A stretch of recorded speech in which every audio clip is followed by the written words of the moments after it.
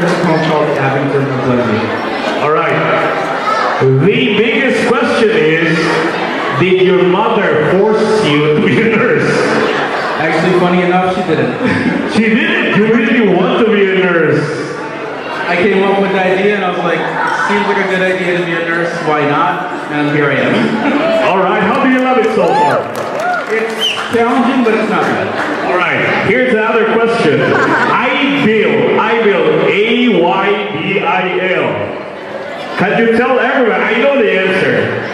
Can you tell everybody where your name Aybil comes from? If you reverse the spelling, it's Libya, and that's where I was made. That's where he was made.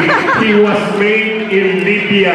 Meaning, si nanay niya, OFW sa una sa Libya. Give it up for Chito and Aybil. And they'll be back